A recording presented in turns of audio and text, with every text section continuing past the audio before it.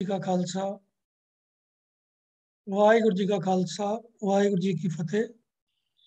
अज की Gurmat class which हाज़री भरन वाले सारे वीरां भैणां नूं जी आਇਆਂ ਨੂੰ आखदे ਹਾਂ। हर सोमवार की तरह अज वीर हरजीत सिंह जी गुरमत फिलासफी के विषय के उत्ते साडे नाल सांझ पाउणगे। अज का विषय जो आप जी ने चुनिया है वो है संत पद का की भाव है। गुरमत विच संत किहदे वास्ते वरतिया गया है, संत साध जो है वो किसनूं आखदे हन, इहदे बारे आप जी दे नाल विचार साझे करनगे। सो उन्होंने बेनती है कि अज की विचार आरंभ करन दी। वाहिगुरू जी का खालसा वाहिगुरू जी की फतेह। वाहिगुरु साहब जीओ। एक ओंकार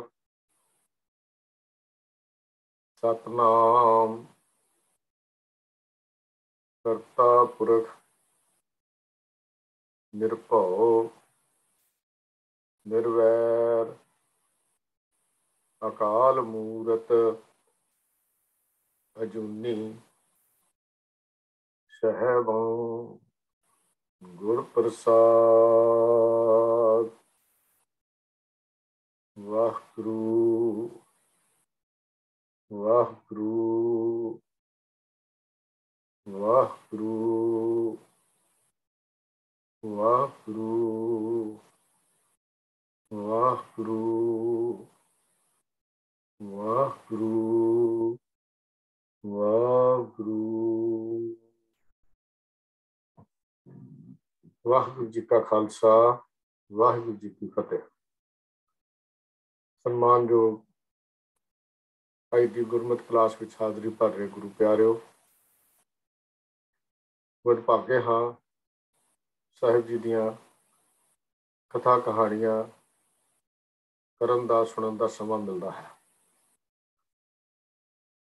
हर सोमवार असी फिलोसफी के वख-वख विषयों के उत्ते विचार करते हाँ। अज का विषय एक बड़ा अहम विषय है जिहड़ा आम तौर पर साडी सिख संगत में बहुत वड्डा भुलेखा और जिहड़े लफ्ज वर्त के सिख संगत को आम तौर पर गुमराह भी किया जाता है। वो लफ्ज हैं साध या संत। गुरबाणी विच किस परथाए आए, दूजे मतां विच ये लफ्ज किस तरह वरते जाते, ये कुछ विचार ऐसिया हैं जिहदे बारे आपस में वखरेवे हो सकते हैं, पर जो समझ जो विचार समझ विच आई वो आप जी दे नाल साझी करन दा यतन करांगा। सतगुरु श्री गुरु ग्रंथ साहब महाराज की बाणी दे विच साध या संत लफज लगभग समान अर्थां विच ही एक बारी नहीं अनेकों बार ही वरते गए हैं। साधु साध या साधु लफ्ज हिंदी भाषा दे विचों आया है। इहदे अर्थ हैं धर्म के रस्ते ते तुरन वाले भले पुरुष। उत्थे भी इहदे अर्थ इहो ही हैं। संत भी लफ्ज जिहड़ा है वो चंगे पुरुषां नूं, भले पुरुषां नूं या धर्मात्मा पुरुषां नूं आख्या जाता है। संत लफ्ज भी उन्हां दे लई ही वरत्या जाता है। जो गुरबाणी दे विच सानूं सेध मिलती है उन्हां लई भी ये लफ्ज का इस्तेमाल किया जाता है। भारतीय धर्मां दे अंदर हिंदू मत, बुद्ध मत, जैन मत अंदर भी ये शब्द बहुत ही महत्वपूर्ण है और हर मत आपो अपनी मनौत अनुसार अपने संतां दे साधुआं दे कुछ विशेष कर्म ते उन्हां दी रहनी फिक्स करता है, निश्चित करता है। पर इन्हां सारियां दे अंदर कुछ चीज़ां मिलदियां जुलदियां होंदियां हन, सांझियां भी होंदियां हन। इन्हां कर्मां दे साध संगत लई त्यागी होना जरूरी है। घर बार ते संसारिक पदार्थां दी मोह ममता का त्याग करके अपना निर्वाह भिख्या द्वारा मंग के या सेवका श्रद्धालुआं पासों भेटा हुई जो पैसा है या खुराक है ਉਹ ਤੋਂ ਕਰਦੇ ਹਨ। ਦੂਜੇ ਮਤਾਂ ਦੀ ਮੈਂ ਗੱਲ ਕਰ ਰਿਹਾ ਹਾਂ, ਇੱਕ ਵਾਰ ਫਿਰ ਇਹਨੂੰ ਆਪਾਂ ਕਰ ਲਈਏ। ਉਹਨਾਂ ਮਤਾਂ ਵਿੱਚ ਸਾਧ ਸੰਤ ਜਾਂ ਸਾਧ ਲਈ ਤਿਆਗੀ ਹੋਣਾ ਜ਼ਰੂਰੀ ਹੈ ਅਤੇ ਘਰ-ਬਾਰ ਆਪਣਾ ਘਰ-ਬਾਰ ਛੱਡ ਕੇ ਸੰਸਾਰਿਕ ਮੋਹ ਪਦਾਰਥਾਂ ਦੀ ਤਿਆਗ ਕਰਕੇ ਆਪਣੇ ਨਿਰਵਾਹ ਲਈ, ਜੀਵਨ ਨਿਰਵਾਹ ਦੇ ਲਈ ਭਿੱਖਿਆ ਮੰਗਣੀ, ਦਰ-ਦਰ ਤੇ ਜਾ ਕੇ ਮੰਗਣਾ ਜਾਂ ਸੇਵਕਾਂ ਸ਼ਰਧਾਲੂਆਂ ਪਾਸੋਂ ਭੇਟਾ ਹੋਈ ਪੈਸਾ ਜਾਂ ਖੁਰਾਕ ਉਹਦੇ ਨਾਲ ਆਪਣਾ ਜੀਵਨ ਦਾ ਨਿਰਵਾਹ ਕਰਨਾ। ਆਪਣੇ ਧਰਮ ਦੀਆਂ ਕੁਝ ਵਿਸ਼ੇਸ਼ ਕਿਰਿਆ ਸਾਧਣੀਆਂ ਅਤੇ ਧਰਮ ਦਾ ਪ੍ਰਚਾਰ ਕਰਨਾ। ਉਹਨਾਂ ਦੇ ਜੇ ਇਹਨਾਂ ਮਤਾਂ ਦੇ ਵਿੱਚ ਜੋ ਸੰਤ ਦੀ ਲਫ਼ਜ਼ ਦੀ ਪਰਿਭਾਸ਼ਾ ਆਈ ਜਾਂ ਲਫ਼ਜ਼ ਆਇਆ, ਉਹ ਇਸ ਢੰਗ ਦੇ ਨਾਲ ਆਇਆ। ਆਮ ਤੌਰ ਦੇ ਉੱਤੇ ਇਹ ਜਿਹੜੇ ਲੋਕ ਹਨ, ਇਹਨਾਂ ਨੇ ਇਸਤਰੀ ਦਾ ਤਿਆਗ ਕੀਤਾ ਹੋਇਆ ਹੁੰਦਾ ਜਾਂ ਸੰਜਮੀ, ਆਪਣੇ ਆਪ ਨੂੰ ਸੰਜਮੀ ਕਹਿੰਦੇ ਹਨ, ਜਾਂ ਬ੍ਰਹਮਚਾਰੀ ਤੇ ਸੰਜਮੀ ਲਫ਼ਜ਼ ਆਪਣੇ ਉੱਤੇ ਵਰਤਿਆ ਜਾਂਦਾ ਹੈ। ਕੋਈ ਖਾਸ ਪਰਨਾ ਜਾਂ ਕੋਈ ਖਾਸ ਲਿਬਾਸ ਇਹਨਾਂ ਦਾ ਧਾਰਨ ਕੀਤਾ ਹੁੰਦਾ ਹੈ। ਇਹਨਾਂ ਦੀ ਸ਼੍ਰੇਣੀ ਜਾਂ ਮੱਤ ਦਾ ਪ੍ਰਤੀਕ ਹੈ ਜੋ ਇਹਨਾਂ ਦੇ ਵੱਖਰੇ ਵੱਖਰੇ ਮਤਾਂ ਦੇ ਵੱਖਰੇ ਵੱਖਰੇ ਲਿਬਾਸ ਹਨ, ਵੱਖਰੇ ਵੱਖਰੇ ਇਹਨਾਂ ਦੇ ਢੰਗ ਹਨ, ਵੱਖਰੇ ਵੱਖਰੇ ਉਹਨਾਂ ਦੀ ਪਹਿਨਣ ਦਾ, ਉਹਨਾਂ ਦੀਆਂ ਵਰਦੀਆਂ ਹਨ, ਜਾਂ ਕਹਿ ਲਈਏ ਉਹਨਾਂ ਦੇ ਰੂਪ ਜਾਂ ਭੀਖ, ਇਹ ਵੱਖਰੇ ਵੱਖਰੇ ਹਨ।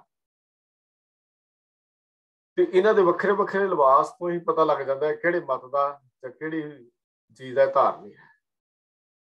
ਗਿਰਵੇ ਰੰਗ ਦੇ ਕੱਪੜੇ ਪਾਉਣ ਵਾਲੇ ਉਦਾਸੀ ਮਤ ਦੀ ਜ਼ਿਕਰ ਕਰਦੇ ਹਨ, ਜੋਗ ਮਤ ਦਾ ਜ਼ਿਕਰ ਕਰਦੇ ਹਨ। ਚਿੱਟੇ ਵਸਤਰ ਪਾਉਣ ਵਾਲੇ ਜੈਨੀ ਦਾ ਜ਼ਿਕਰ ਕਰਦੇ, ਉਹਨਾਂ ਦੇ ਲਿਬਾਸਾਂ ਤੋਂ ਪਤਾ ਲੱਗ ਜਾਂਦਾ ਹੈ। ਮੂੰਹ ਤੇ ਪੱਟੀਆਂ ਬੰਨ ਕੇ ਫਿਰਨ ਵਾਲਿਆਂ ਦਾ ਪਤਾ ਲੱਗ ਜਾਂਦਾ ਹੈ ਕਿਸ ਮਤ ਦੇ ਧਾਰਨੀ।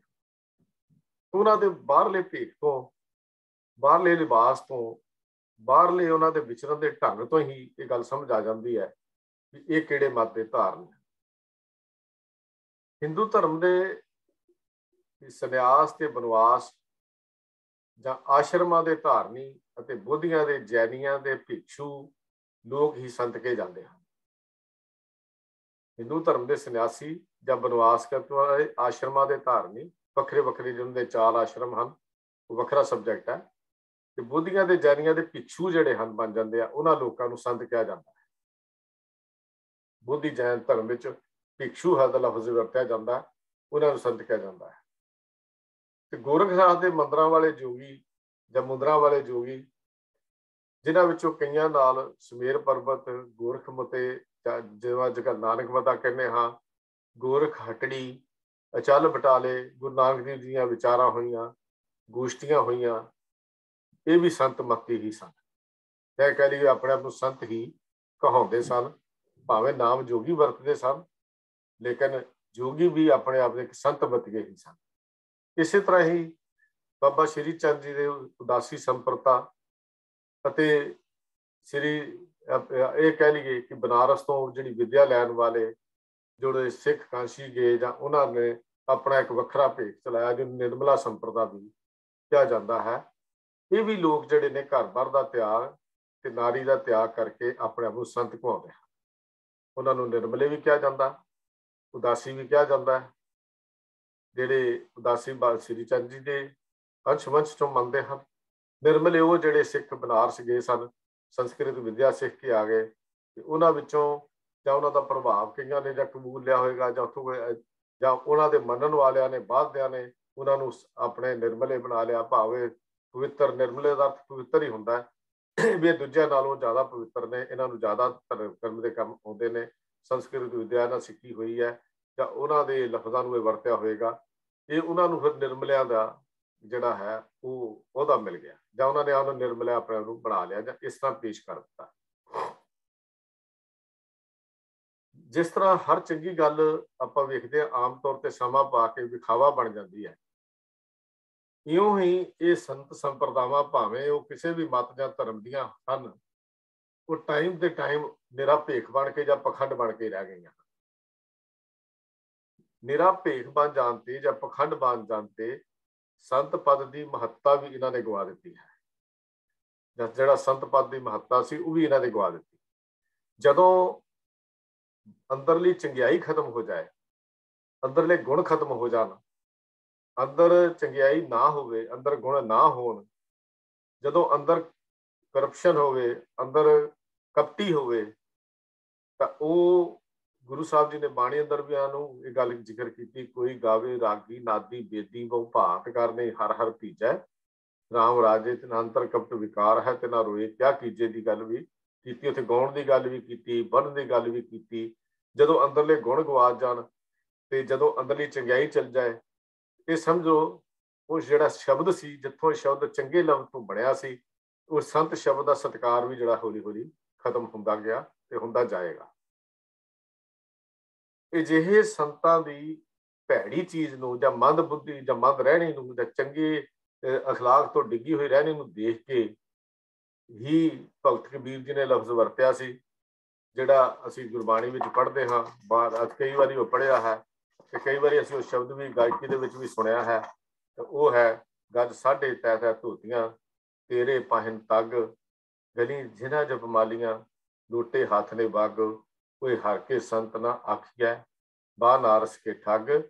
ਫਿਰ ਇਹਨਾਂ ਦੇ ਬਾਰੇ ਜ਼ਿਕਰ ਕੀਤਾ, ਐਸੇ ਸੰਤ ਨਾ ਮੋਕੋ ਭਾਵੇਂ ਡਾਲਾ ਸਿਉ ਪੇਡਾ ਗਟਕਾਵੇ, ਵੀ ਜਿਹੜੇ ਡਾਲੀਆਂ ਜਾਂ ਪੇਡਾ ਦਰਖਤ ਦਾ ਗੱਲ ਕੀਤੀ ਹੈ, ਸਾਰਿਆਂ ਨੂੰ ਹਜਮ ਕਰ ਜਾਣ, ਜੜ ਸਮੇਤ ਹੀ ਸਾਰਿਆਂ ਨੂੰ ਖਾ ਜਾਣ, ਭਾਵ ਕਿਸੇ ਨੂੰ ਛੱਡਣੀ ਨਾ, ਉਹਨਾਂ ਦੇ ਨਾਲ ਮੈਨੂੰ ਚੰਗੇ, ਉਹ ਬੰਦੇ ਮੈਨੂੰ ਚੰਗੇ ਨਹੀਂ ਲੱਗਦੇ ਜਿਹੜੇ ਆਪਣੇ ਜਗਿਆਸੂਆਂ ਨੂੰ, ਆਪਣੇ ਮੰਨਣ ਵਾਲਿਆਂ ਨੂੰ ਹੀ ਖਾ ਲੈਣ, ਭਾਵ ਭੇਖ ਕਰਕੇ, ਪਖੰਡ ਕਰਕੇ, ਇੱਕ ਡਰਾਮਾ ਰਚ ਕੇ, ਬਾਹਰਲਾ ਕਰਕੇ ਉਹਨਾਂ ਦੀ ਸਾਰੀ ਲੁੱਟ ਲੈਣ, ਭਾਵ ਦਰਖਤ ਨੂੰ ਜੜ੍ਹਾਂ ਸਮੇਤ ਹੀ ਖਾ ਜਾਣਾ। ਮਤਲਬ ਕਹਿਣ ਦਾ ਮਸਲਾ ਇਹ ਹੈ ਵੀ ਸਾਰਾ ਕੁਝ ਹੀ ਹਜ਼ਮ ਕਰ ਜਾਣਾ। ਇਹ ਐਸੇ ਸੰਤ ਨਾ ਮੁੱਕੋ ਭਾਵੇਂ, ਆਸਾ ਰਾਗ ਵਿੱਚ ਭਗਤ ਕਬੀਰ ਜੀ ਨੇ 476 ਅੰਕ ਦੇ ਉੱਤੇ ਇਹ ਪ੍ਰਮਾਣ ਗੁਰੂ ਸਾਹਿਬ ਜੀ ਦਾ, ਭਗਤ ਕਬੀਰ ਜੀ ਦਾ ਸਾਨੂੰ ਮਿਲਦਾ ਹੈ। ਦੂਜੇ ਮਤਾਂ ਵਿੱਚ ਹੁਣ ਆਪਾਂ ਦੇਖੀਏ ਵੀ ਗੁਰਮਤ ਵਿੱਚ ਸੰਤ ਲਫ਼ਜ਼ ਜਿਹੜਾ ਸੀ ਕਿ ਕਿਸ ਤਰ੍ਹਾਂ ਗੁਰਬਾਣੀ ਦੇ ਵਿੱਚ ਵਰਤਿਆ ਗਿਆ ਸੀ। ਜੋ ਮਰਜ਼ੀ ਸੰਤ ਜਾਂ ਸਾਧ ਦੀ ਪਰਿਭਾਸ਼ਾ ਹੋਵੇ, ਸਾਨੂੰ ਉਹਦੇ ਨਾਲ ਕੋਈ ਬਹੁਤਾ ਲੈਣਾ ਦੇਣਾ ਨਹੀਂ ਹੈ, ਪਰ ਗੁਰਮਤ ਦੇ ਵਿੱਚ ਸਾਧ ਤੇ ਸੰਤ ਪਦਾਂ ਦੀ ਵਿਆਖਿਆ ਇੱਕ ਬਹੁਤ ਹੀ ਵਿਲੱਖਣ ਤੇ ਨਿਆਰੀ ਹੈ, ਇੱਕ ਵਿਲੱਖਣ ਵੱਖਰੀ ਤੇ ਨਿਆਰੀ ਹੈ। ਗੁਰਮਤ ਵਾਲੇ ਸਾਧੂ ਲਈ ਨਾ ਤਾਂ ਘਰ-ਬਾਰ ਛੱਡਣ ਦੀ ਗੱਲ ਕੀਤੀ ਗਈ ਹੈ, ਨਾ ਹੀ ਆਪਣੀ ਇਸਤਰੀ ਜਾਂ ਬੀਵੀ ਜਾਂ ਬੱਚੇ ਦਾ ਤਿਆਗ ਜ਼ਰੂਰੀ ਦੱਸਿਆ ਗਿਆ ਹੈ, ਨਾ ਹੀ ਆਪਣਾ ਵਪਾਰ ਜਾਂ ਕਿਰਤ ਛੱਡਣ ਦੀ ਗੱਲ ਕੀਤੀ ਗਈ ਹੈ, ਨਾ ਹੀ ਭਿੱਖਿਆ ਦਾਨ ਪੁੰਨ ਦਾ ਭੋਜਨ, ਤੇ ਨਾ ਹੀ ਬਾਹਰ ਮੁਖੀ ਕੋਈ ਭੀਖ, ਜਿਵੇਂ ਅੱਜ ਕੱਲ੍ਹ ਦੇ ਸਾਡੇ ਅਖੌਤੀ ਸੰਤ ਸਾਧ ਧਾਰਨ ਕਰਕੇ ਸਿੱਖ ਸੰਗਤਾਂ ਨੂੰ ਠੱਗਦੇ ਹਨ, ਇਹ ਕਰਨ ਦੀ ਇਜਾਜ਼ਤ ਨਹੀਂ ਦਿੱਤੀ। ਫਿਰ ਗੱਲ ਸਪਸ਼ਟ ਹੋ ਗਈ, ਗੁਰਮਤ ਵਿੱਚ ਲਫ਼ਜ਼ ਤਾਂ ਬੜਾ ਪਵਿੱਤਰ ਹੈ, ਪਰ ਗੁਰਮਤ ਦੇ ਸੰਤ ਮਤ ਵਿੱਚ ਨਾ ਘਰ ਛੱਡਣ ਦੀ ਗੱਲ ਕੀਤੀ ਗਈ, ਨਾ ਪਰਿਵਾਰ ਛੱਡਣ ਦੀ ਗੱਲ ਕੀਤੀ ਗਈ, ਨਾ ਡੇਰੇ ਬਣਾਉਣ ਦੀ ਗੱਲ ਕੀਤੀ ਗਈ, ਨਾ ਵੱਡੀਆਂ ਵੱਡੀਆਂ ਇਮਾਰਤਾਂ ਖੜੀਆਂ ਕਰਨ ਦੀ ਗੱਲ ਕੀਤੀ ਗਈ, ਨਾ ਹੀ ਇਹ ਮੰਗ ਕੇ ਖਾਣ ਦੀ ਗੱਲ ਕੀਤੀ ਗਈ, ਨਾ ਹੀ ਲੋਕਾਂ ਕੋਲੋਂ ਭੇਟਾ ਲੈਣ ਦੀ ਗੱਲ ਕੀਤੀ ਗਈ। ਇਹ ਗੱਲ ਕਹਿ ਸਕਦੇ ਹਾਂ ਕਿ ਇਹ ਜਿਹੜਾ ਅੱਜ ਸਾਡਾ ਸਰੂਪ ਸੰਤ ਦਾ ਬਣ ਗਿਆ ਹੈ ਸਿੱਖ ਸਮਾਜ ਵਿੱਚ ਵੀ, ਉਹ ਕੇਵਲ ਭੋਲੀ ਭਾਲੀ ਸਿੱਖ ਸੰਗਤ ਨੂੰ ਠੱਗਣ ਦਾ ਇੱਕ ਢੰਗ ਜਿਹੜਾ ਹੈ ਉਹ ਲੱਭ ਗਿਆ ਹੈ। ਇਹ ਠੱਗਣ ਦਾ ਢੰਗ ਲਫ਼ਜ਼ ਮੈਂ ਵਰਤ ਰਿਹਾ, ਮੈਂ ਇਸਤੇਮਾਲ ਇਸ ਕਰਕੇ ਕਰ ਰਿਹਾ ਕਿਉਂਕਿ ਇਸ ਰੂਪ ਨੂੰ ਵਰਤ ਕੇ ਤੇ ਅੱਜ ਸਿੱਖ ਸੰਗਤਾਂ ਨੂੰ ਗੁੰਮਰਾਹ ਕੀਤਾ ਜਾ ਰਿਹਾ ਹੈ। ਇਹਨਾਂ ਤੋਂ ਜ਼ਿਆਦਾ ਗਿਣਤੀ ਅਮੀਰਾਂ ਵਿੱਚ ਬਣਦੀ ਹੈ, ਜਿਹੜੇ ਪੈਸੇ ਵੱਲੋਂ ਥੋੜੇ ਜਿਹੇ ਅਮੀਰ ਹੁੰਦੇ ਨੇ, ਧਨਾਢ ਹੁੰਦੇ ਨੇ, ਉਹਨਾਂ ਨੂੰ ਇਹ ਜ਼ਿਆਦਾ ਆਪਣੇ ਚੇਲੇ ਬਣਾ ਕੇ ਖੁਸ਼ ਹੁੰਦੇ ਨੇ, ਕਿਉਂਕਿ ਇਹ ਕਹਿੰਦੇ ਨੇ ਅਮੀਰ ਜਿਹੜਾ ਹੈ ਉਹ ਧਰਮ ਨੂੰ ਖਰੀਦ ਸਕਦਾ ਹੈ। ਦੂਜੇ ਲਫ਼ਜ਼ਾਂ 'ਚ ਵੀ ਗੱਲ ਕਰੀਏ, ਸਾਧੂ ਹੋਣਾ ਅਸਲ ਵਿੱਚ ਕਿਸੇ ਅੰਤਰਮੁਖੀ ਅਵਸਥਾ ਦਾ ਨਾਮ ਹੈ। ਸਾਧੂ ਹੋਣਾ ਕੋਈ ਸਾਧੂ ਬਾਹਰਲੇ ਭੇਖ ਦਾ ਨਾਮ ਨਹੀਂ ਹੈ।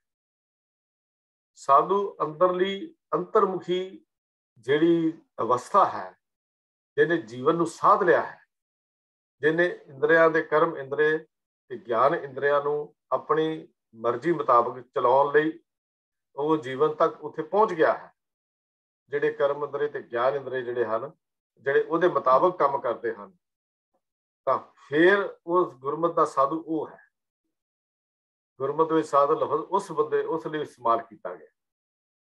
ऐसे जदे साधु ਹਨ ਜਾਂ ਇਹਨਾਂ ਦੀ ਐਸੀ ਦੀ ਗੱਲ ਦਾ ਜਿਹੜਾ ਜ਼ਿਕਰ ਕੀਤਾ ਤਾਂ ਸੁਖਮਣੀ ਦੀ ਬਾਣੀ ਦੇ ਵਿੱਚ ਬਹੁਤ ਵਾਰੀ ਲਫ਼ਜ਼ ਆਇਆ ਸਾਧ ਜਨਾ ਕੀ ਅਚਰਜ ਕਥਾ साध की शोभा का नाही अंत साध की शोभा सदा बेअंत साध की शोभा ऊंच ते ऊंची साध की शोभा मूंछ ते मूंची ये लफ्ज वरते गए हैं।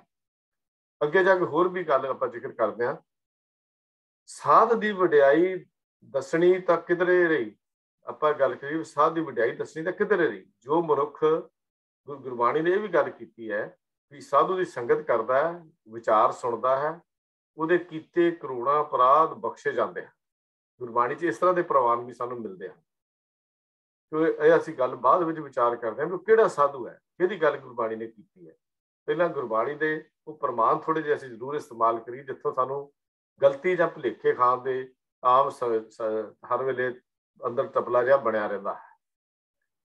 ਤੋ ਗੁਰਬਾਣੀ ਨੇ ਵੀ ਦੱਸਿਆ, ਸੁਖਮਣੀ ਦੀ ਬਾਣੀ ਦੇ ਵਿੱਚ ਇੱਕ ਵੀ ਲਫ਼ਜ਼ ਆਉਂਦਾ ਹੈ ਵੀ ਇਸ ਕੋਟਾ ਕਰੋੜਾਂ ਅਪਰਾਧ ਵੀ ਜਿਹੜੇ ਬਖਸ਼ੇ ਜਾਂਦੇ ਹਨ। ਜਿਨ੍ਹਾਂ ਉੱਤੇ ਕਿਤੇ ਸਾਧ ਦੀ ਕਿਰਪਾ ਦ੍ਰਿਸ਼ਟੀ ਪਾ ਦੇਵੇ ਤਾਂ ਉਹਦੀ ਮੌਤ ਦਾ ਡਰ ਵੀ ਖਤਮ ਹੋ ਜਾਂਦਾ, ਉਹਦੀ ਪੁੱਛਗਿੱਛ ਵੀ ਖਤਮ ਹੋ ਜਾਂਦੀ ਹੈ। ਇਹੋ ਜਿਹੇ ਇਸ ਪ੍ਰਮਾਣ ਵੀ ਗੁਰਬਾਣੀ ਦੇ ਵਿੱਚ ਸਾਨੂੰ ਇਸਤੇਮਾਲ ਕੀਤੇ ਹੋਏ ਮਿਲਦੇ ਹਨ। ਕੋਟ ਅਪਰਾਧ ਸਾਧ ਸੰਗ ਮਿਟਾਏ, ਸੰਤ ਕਿਰਪਾ ਤੇ ਜਮ ਤੇ ਛੂਟੈ। ਫਿਰ ਇੱਕ ਹੋਰ ਪ੍ਰਮਾਣ ਆਉਂਦਾ, ਸਾਧ ਕੇ ਸੰਗ ਮੁਖ ਉਜਲ ਹੋਤ, ਸਾਧ ਸੰਗ ਮਲ ਸਗਲੀ ਖੋਤ, ਸਾਧ ਕੇ ਸੰਗ ਮਿਟੇ ਅਭਿਮਾਨ, ਸਾਧ ਕੇ ਸੰਗ ਪ੍ਰਗਟੇ ਸੋ ਗਿਆਨ। ਇਹ ਗੱਲਾਂ ਸਾਨੂੰ ਗੁਰਬਾਣੀ ਦੇ ਵਿੱਚੋਂ ਸੁਖਮਣੀ ਦੀ ਬਾਣੀ ਜਿਹੜੀ ਆਮ ਅਸੀਂ ਪੜ੍ਹਦੇ ਹਾਂ ਉਹਦੇ 'ਚ ਮਿਲਦੀਆਂ ਹਨ। ਮੈਂ ਜ਼ਿਕਰ ਵੀ ਉਹਨਾਂ ਦਾ ਤਾਂ ਕਰ ਰਿਹਾ ਵੀ ਇਹਨਾਂ ਗੱਲਾਂ ਦਾ ਭੁਲੇਖਾ ਸਾਡੇ ਅੰਦਰ ਆਮ ਤੌਰ ਤੇ ਇਹ ਪੜ੍ਹ ਕੇ ਕੁਝ ਬਣ ਜਾਂਦੇ ਹਨ, ਭੁਲੇਖੇ ਖੜੇ ਹੋ ਜਾਂਦੇ ਹਨ। ਔਰ ਸਾਧ ਦੀ ਇੱਕ ਰੂਪ ਰੇਖਾ ਜੀ ਸਾਡੇ ਦਿਮਾਗ ਦੇ ਉੱਤੇ ਉਚਰੀ ਜਾਂਦੀ ਹੈ ਵੀ ਇੱਥੇ ਤਾਂ ਸਾਧੂ ਦੀ ਬੜੀ ਵਡਿਆਈ ਕੀਤੀ ਗਈ ਹੈ, ਵਡਿਆਈ ਕੀਤੀ ਗਈ ਹੈ। ਲੇਕਿਨ ਕਿਸ ਸਾਧੂ ਦੀ, ਇਹ ਗੱਲ ਅੱਗੇ ਜਾ ਕੇ ਕਰਦੇ ਹਾਂ। ਸਾਧੂ ਦੀ ਸੰਗਤ ਕੀਤਿਆਂ ਮਨ ਦੀ ਦੌੜ ਭੱਜ ਮੁੱਕ ਜਾਂਦੀ ਹੈ, ਟਿਕਾਓ ਮਨ ਟਿਕਾਓ ਵਿੱਚ ਆ ਜਾਂਦਾ ਹੈ। ਮਨ ਅੰਦਰ ਚੰਗੇ ਤਾਂ ਮੰਦੇ ਦੀ ਪਰਖ ਕਰਨ ਵਾਲੀ ਵਿਵੇਕ ਬੁੱਧੀ ਦੀ ਜਿਹੜੀ ਹੈ ਕੰਮ ਕਰਨ ਲੱਗ ਪੈਂਦੀ ਹੈ। ਸਾਧੂ ਦੇ ਬਚਨਾਂ ਤੋਂ ਹੀ ਸਾਨੂੰ ਅਸਲੀਅਤ ਸਮਝ ਆਉਂਦੀ ਹੈ। ਕਾਮ ਕ੍ਰੋਧ ਲੋਭ ਮੋਹ ਹੰਕਾਰ ਦੇ ਅਧੀਨ ਹੋ ਕੇ ਤੁਰਨ ਦੀ ਬਜਾਏ ਉਹ ਉਹਨਾਂ ਉੱਪਰ ਆਪਣਾ ਆਪ ਨੂੰ ਵਸ ਕਰ ਲੈਂਦਾ ਹੈ।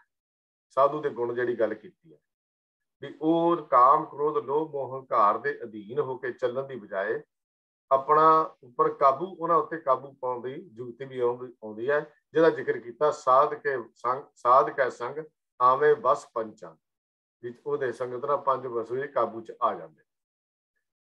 ਫਿਰ ਸਾਧੂ ਦੀ ਸੰਗਤ ਵਾਹਿਗੁਰੂ ਦੇ ਗੁਣਾਂ ਅੰਦਰ ਲੀਨ ਕਰਦੀ ਹੈ ਅਤੇ ਗੁਣ ਗਾਉਣ ਨਾਲ ਵਾਹਿਗੁਰੂ ਪਿਆਰਾ ਤੇ ਮਿੱਠਾ ਲੱਗਣ ਲੱਗ ਪੈਂਦਾ ਹੈ। ਘੱਟ ਘੱਟ ਕੇ ਅੰਦਰ ਰਮਿਆ ਹੋਇਆ ਜਿਹੜਾ ਵਾਹਿਗੁਰੂ ਰਮਿਆ ਹੋਇਆ ਹੈ। ਇਹ ਵੀ ਸੁਖਮਣੀ, ਮੈਂ ਜ਼ਿਕਰ ਸੁਖਮਣੀ ਦੀ ਬਾਣੀ ਦਾ ਖਾਸ ਕਰਕੇ ਇੱਥੇ ਕਰ ਰਿਹਾ ਤਦ ਕਿ ਸਾਡੇ ਅੰਦਰ ਪਏ ਹੋਏ ਥੋੜੀ ਜਿਹੀ ਜਿਹੜਾ ਪ੍ਰਭਾਵ ਨਕਸ਼ ਹੈ ਉਹ ਕਲੀਅਰ ਹੋ ਜਾਏ। ਸਾਧ ਕੇ ਸੰਗ ਲਗੇ ਪ੍ਰਭ ਮਿੱਠਾ, ਸਾਧ ਕੇ ਸੰਗ ਘੱਟ ਘੱਟ ਡੀਠਾ, ਵੀ ਇਹਨਾਂ ਦੀ ਸੰਗਤ ਕਰਕੇ ਸਾਨੂੰ ਇਹ ਵੀ ਸਮਝ ਆ ਜਾਂਦੀ ਹੈ। ਫਿਰ ਅੱਗੇ ਵੀ ਲਿਖਿਆ, ਸਤਿਗੁਰ ਦੀ ਸ਼ਰਨ ਵਿੱਚ ਪੈਣ ਨਾਲ ਮਨੁੱਖ ਦਾ ਉਧਾਰ ਹੋ ਜਾਂਦਾ, ਉਹ ਆਵਾਗਨ ਤੋਂ ਮੈਂ ਹਟ ਜਾਂਦਾ ਹੈ। ਸੰਤ ਸ਼ਰਨ ਜੋ ਜਨ ਭਰੇ ਸੋ ਜਨ ਉਦਰਨਹਾਰ, ਸੰਤ ਕੀ ਨਿੰਦਾ ਨਾਨਕਾ ਬਹੁਰਬਰ ਅਵਤਾਰ। ਇਹ ਵੀ ਸ਼ਲੋਕ ਸੁਖਮਣੀ ਦੀ ਬਾਣੀ ਵਿੱਚ ਆਉਂਦਾ ਹੈ। ਸੰਤ ਜਾਂ ਸਾਧ ਲਫ਼ਜ਼ ਨੂੰ ਕਿਉਂਕਿ ਪ੍ਰਭੂ ਦੀ ਨੇੜਤਾ ਪ੍ਰਾਪਤ ਹੁੰਦੀ ਹੈ, ਉਹਦੀ ਪ੍ਰਭੂ ਨਾਲ ਬਣ ਜਾਂਦੀ ਹੈ। ਹੁਣ ਕਿਉਂਕਿ ਇਹ ਵਡਿਆਈ ਕਿਉਂ ਕੀਤੀ ਗਈ? ਕਿਉਂਕਿ ਉਹ ਪ੍ਰਭੂ ਦੇ ਨਾਲ ਨੇੜਤਾ ਜਾਂ ਅਭੇਦਤਾ ਹੋ ਗਈ ਹੁੰਦੀ ਹੈ, ਉਹਦੀ ਪ੍ਰਭੂ ਨਾਲ ਬਣੀ ਹੋਈ ਹੁੰਦੀ ਹੈ। ਨਾਨਕ ਸਾਧ ਪ੍ਰਭੂ ਬਣ ਆਈ, ਨਾਨਕ ਇਹ ਨਾਨਕ ਸਾਧੂ ਦੀ ਪ੍ਰਭੂ ਦੇ ਨਾਲ ਬਣੀ ਹੋਈ ਹੁੰਦੀ ਹੈ। ਇਹ ਤਾਂ ਲਫ਼ਜ਼ ਇਸਤੇਮਾਲ ਕੀਤੇ ਗਏ। ਪ੍ਰਭੂ ਦੇ ਨਾਲ ਬਣੀ ਹੋਣ ਕਰਕੇ ਉਹਨੂੰ ਇਹ ਪਤਾ ਹੁੰਦਾ ਹੈ ਕਿ ਪ੍ਰਭੂ ਕਿਹੜੀਆਂ ਗੱਲਾਂ ਤੇ ਖੁਸ਼ ਹੁੰਦਾ, ਕਿਹੜੀਆਂ ਗੱਲਾਂ ਤੇ ਰੀਝਦਾ, ਅਤੇ ਉਹ ਆਪਣੀ ਸੰਗਤ ਕਰਨ ਵਾਲੇ ਨੂੰ ਪ੍ਰਭੂ ਨੂੰ ਰਿਝਾਉਣ ਦੇ ਜਿਹੜੇ ਸਾਰੇ ਸਾਧਨ ਸਮਝਾ ਕੇ ਉਸਦੇ ਚਰਨਾਂ ਵਿੱਚ ਜੋੜ ਦਿੰਦਾ ਹੈ। ਇਹ ਗੁਰਬਾਣੀ ਨੇ ਇਹ ਵੀ ਗੱਲ ਕੀਤੀ ਹੈ ਕਿ ਉਹਨੂੰ ਜੋੜ ਦਿੰਦਾ ਹੈ, ਜਿਹਦੇ ਨਾਲ ਉਹਦਾ ਵੀ ਉਧਾਰ ਹੋ ਜਾਂਦਾ। ਬਲਕਿ ਸਤਿਗੁਰੂ ਜੀ ਸਾਧੂ ਦੀ ਵਡਿਆਈ ਕਰਦੇ ਹੋਏ ਇਹ ਉਹਨੂੰ ਪ੍ਰਭੂ ਦਾ ਰੂਪ ਹੀ ਉਸ ਨੂੰ ਪ੍ਰਭੂ ਦਾ ਆਪਣਾ ਰੂਪ ਵੀ ਦੱਸਦੇ ਹਨ। ਜੇ ਸੁਖਮਨੀ ਸਾਹਿਬ ਦੀ ਬਾਣੀ 'ਚ ਇਹ ਵੀ ਇੱਕ ਪੰਕਤੀ ਏਦਾਂ ਦੀ ਸਾਡੇ ਕੋਲ ਆਉਂਦੀ ਹੈ, ਸਾਧ ਕੀ ਸੋਭਾ साध बन आई नानक साध प्रभ भेद ना पाई। मतलब लफ्ज़ ਦੇ ਵਿੱਚ ਕੁਛ ਤਾਂ ਹੋਏਗਾ। ਭਗਤ ਰਵਿਦਾਸ ਜੀ ਦਾ ਇੱਕ ਬਚਨ ਆਉਂਦਾ ਹੈ ਆਸਾ ਰਾਗ ਦੇ ਵਿੱਚ, ਰਵਿਦਾਸ ਭਣੇ ਜੋ ਜਾਣੇ ਸੋ ਜਾਨ ਸੰਤ ਅਨੰਤ ਅੰਤਰ ਨਾਹੀ। ਉਹਦਾ ਤੇ ਉਹਦਾ ਅੰਤਰ ਨਹੀਂ ਹੈ, ਉਹਦਾ ਤੇ ਉਹਦਾ ਅੰਤਰ ਨਹੀਂ ਹੈ। ਤੋ ਸੁਖਮਣੀ ਸਾਹਿਬ ਦੀ ਜਿਹੜੀ 7ਵੀਂ ਅਸ਼ਟਪਦੀ ਹੈ, ਸਾਧੂ ਦੀ ਸੰਗਤ ਦੇ ਜੋ ਗੁਣ ਕਥੇ ਗਏ ਹਨ, ਉਹੀ ਗੁਣ 8ਵੀਂ ਅਸ਼ਟਪਦੀ ਦੇ ਵਿੱਚ ਬ੍ਰਹਮ ਗਿਆਨੀ ਦੇ ਵਰਣਨ ਕੀਤੇ ਗਏ ਹਨ। ਭਾਵ ਇਹੋ ਹੈ ਕਿ ਸਾਧ ਤੇ ਬ੍ਰਹਮ ਗਿਆਨੀ ਦੋ ਸਮਾਨ ਜਾਂ ਦੋ ਬਰਾਬਰ ਅਵਸਥਾ ਹਨ, ਜਾਂ ਇੱਕੋ ਇਹ ਦੋਨੋਂ ਇੱਕੋ ਤਰ੍ਹਾਂ ਦੇ ਹੀ ਵਿਅਕਤੀ ਹਨ। ਬ੍ਰਹਮ ਗਿਆਨੀ ਲਫ਼ਜ਼ ਹੋਇਆ ਜਾਂ ਸਾਧ ਲਫ਼ਜ਼ ਹੋਇਆ। ਜਿਹੜੀ 8ਵੀਂ ਅਸ਼ਟਪਦੀ ਦੇ ਵਿੱਚ ਬ੍ਰਹਮ ਗਿਆਨੀ ਲਫ਼ਜ਼ ਵਰਤਿਆ ਗਿਆ, 7ਵੀਂ ਲਫ਼ਜ਼ ਦੇ ਵਿੱਚ ਸੰਤ ਜਾਂ ਸਾਧ ਲਫ਼ਜ਼ ਵਰਤਿਆ ਗਿਆ। ਤੋ ਇਹਨਾਂ ਦਾ ਇੱਥੋਂ ਉਹੀ ਗੁਣ ਸੰਤ ਦੇ ਲਿਖੇ ਗਏ ਹਨ, ਉਹੀ ਗੁਣ ਬ੍ਰਹਮ ਗਿਆਨੀ ਦੇ ਲਿਖੇ ਗਏ ਹਨ। ਤੋ ਇਸ ਤਰ੍ਹਾਂ ਇਹ ਲੱਗਦਾ ਵੀ ਬ੍ਰਹਮ ਗਿਆਨੀ ਤੇ ਸੰਤ ਲਫ਼ਜ਼ ਜਾਂ ਸਾਧ ਲਫ਼ਜ਼ ਇੱਕੋ ਹੀ ਤਰ੍ਹਾਂ ਦੇ ਵਿਅਕਤੀ ਹਨ, ਕਿਉਂ ਉਹ ਗੁਣ ਉਹਨਾਂ ਦੇ ਵਿੱਚ ਇੱਕੋ ਜਿਹੇ ਦੱਸੇ ਗਏ ਹਨ। ਸਾਧ ਨੇ ਸਾਧਨਾ ਸਾਧ ਕੇ ਕਰਮ ਯੋਗ ਦੁਆਰਾ ਉਸ ਅਵਸਥਾ ਦੀ ਪ੍ਰਾਪਤੀ ਕੀਤੀ ਹੁੰਦੀ ਹੈ ਜੋ ਬ੍ਰਹਮ ਗਿਆਨੀ ਨੂੰ ਬ੍ਰਹਮ ਦੇ ਗਿਆਨ ਤੋਂ ਹਾਸਲ ਹੋਈ ਹੁੰਦੀ ਹੈ।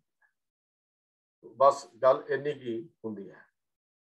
ਫਿਰ ਸਤਿਗੁਰੂ ਜੀ ਨੇ ਅੱਗੇ ਇੱਕ ਹੋਰ ਲਫ਼ਜ਼ ਵਰਤਿਆ, ਨਿੰਦਿਆ ਦੀ ਗੱਲ ਵੀ ਆਈ ਵੀ ਸਾਧ ਸੰਤ ਦੀ ਨਿੰਦਿਆ ਜਾਂ ਉਸ ਨਾਲ ਈਰਖਾ ਜੇ ਕਰਨੀ ਹੈ ਤਾਂ ਬੜਾ ਨੁਕਸਾਨ ਹੁੰਦਾ ਹੈ। ਸੰਤ ਕੀ ਨਿੰਦਾ ਨਾਨਕਾ ਬਹੁਰ ਬਹੁਰ ਅਵਤਾਰ, ਇਹ ਵੀ ਲਫ਼ਜ਼ ਗੁਰੂ ਸੁਖਮਣੀ ਦੀ ਬਾਣੀ 'ਚ ਆਉਂਦਾ ਹੈ। ਫਿਰ ਸੁਖਮਣੀ ਦੀ ਬਾਣੀ 'ਚ ਵੀ ਲਫ਼ਜ਼ ਆਉਂਦਾ, ਸੰਤ ਕਾ ਨਿੰਦਕ ਫਿਰ ਟਿਕਣ ਨਾ ਪਾਈ। ਫਿਰ ਇਹ ਵੀ ਆਉਂਦਾ ਹੈ, ਸੰਤ ਕੇ ਦੋਖੀ ਕੋ ਦਰਗਾਹ ਮਿਲੇ ਸਜਾਏ, ਉਹਨੂੰ ਸਜ਼ਾ ਮਿਲਦੀ ਹੈ। ਇਹ ਵੀ ਲਫ਼ਜ਼ ਆਉਂਦੇ ਨੇ। ਦੇਖੋ ਸੰਤ ਕੀ ਨਿੰਦਾ ਦੀ ਗੱਲ ਵੀ ਆਉਂਦੀ ਹੈ, ਸੰਤ ਕੀ ਨਿੰਦਾ ਨਾਨਕਾ ਬਹੁਰ ਬਹੁਰ ਅਵਤਾਰ, ਸੰਤ ਕਾ ਨਿੰਦਕ ਫਿਰ ਟਿਕਣ ਨਾ ਪਾਈ, ਇਹ ਵੀ ਪੰਕਤੀ ਹੈ। ਤੇ ਸੰਤ ਕੇ ਦੁਖੀ ਕੋ ਦਰਗਾਹ ਮਿਲੇ ਸਜਾਏ ਦੀ ਗੱਲ ਵੀ ਆਉਂਦੀ ਹੈ। ਗੁਰਬਾਣੀ ਦੇ ਵਿੱਚ ਸਾਰੇ ਸ਼ਬਦ ਆਉਂਦੇ। ਸਤਿਗੁਰੂ ਜੀ ਸੰਤ ਨੂੰ ਇੰਨੀ ਮਹੱਤਤਾ ਦਿੰਦੇ ਹਨ ਕਿ ਉਹ ਸਾਧੂ ਸੰਤਾਂ ਦੇ ਚਰਨ ਧੂੜ ਹੋ ਜਾਣ ਦੀ ਗੱਲ ਵੀ ਕਰਦੇ ਹਨ। ਜੀ ਮਤਲਬ ਚਰਨ ਧੂੜ ਹੋ ਜਾਣ ਦੇ ਭਾਵ ਉਹਨਾਂ ਦੇ ਹਰ ਹੁਕਮ ਨੂੰ ਮੰਨਣ ਦੀ ਗੱਲ ਵੀ ਕਰਦੇ ਹਨ। ਸੋ ਸ਼੍ਰੀ ਰਾਗ ਇੱਕ ਬਚਨ ਆਉਂਦਾ ਸਤਿਗੁਰੂ ਜੀ ਦਾ, ਜਿਹੜਾ ਅਸੀਂ ਰੋਜ਼ ਪੜ੍ਹਦੇ ਹਾਂ, ਨਾਨਕ ਦਾਸ ਇਹ ਸੁਖ ਮੰਗੇ ਮੋਕੋ ਕਰ ਸੰਤਨ ਕੀ ਧੂੜੇ। ਇੱਥੇ ਲਫ਼ਜ਼ ਵੀ ਸੰਤਨ ਲਫ਼ਜ਼ ਹੈ, ਬਹੁਵਚਨ ਲਫ਼ਜ਼ ਹੈ। ਤੋ ਇੱਥੇ ਲਫ਼ਜ਼ ਜਿਹੜਾ ਹੈ ਇਹ ਪਲੂਰਲ ਲਫ਼ਜ਼ ਦੇ ਵਿੱਚ ਵਰਤਿਆ ਗਿਆ। ਕਿਹੜੇ ਸੰਤਾਂ ਦੀ ਧੂੜ ਵਿਚਾਰ ਕਰਦੇ ਆ। ਅੱਗੇ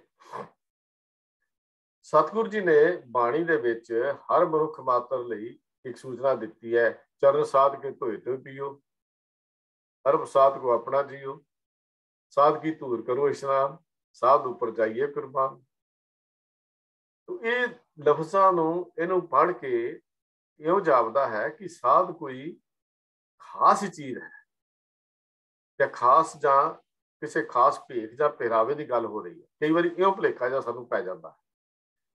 ਜੋ ਸਾਧ ਜਾਂ ਸੰਤ ਨੂੰ ਇੰਨਾ ਸਤਿਕਾਰ ਭੇਟ ਕਰਨ ਦੀ ਜੇ ਸਤਿਗੁਰੂ ਸਾਨੂੰ ਹੁਕਮ ਕਰਦੇ ਹਨ ਤਾਂ ਫਿਰ ਉਹਦੀ ਸੰਗਤ ਕਰਨ ਤੋਂ ਮਨੁੱਖ ਨੂੰ ਜੋ ਲਾਭ ਹੋਣਗੇ ਉਹਨਾਂ ਵਿੱਚੋਂ ਕਈ ਸਤਿਗੁਰੂ ਜੀ ਨੇ ਉਹ ਵੀ ਜ਼ਿਕਰ ਕੀਤੇ ਹਨ।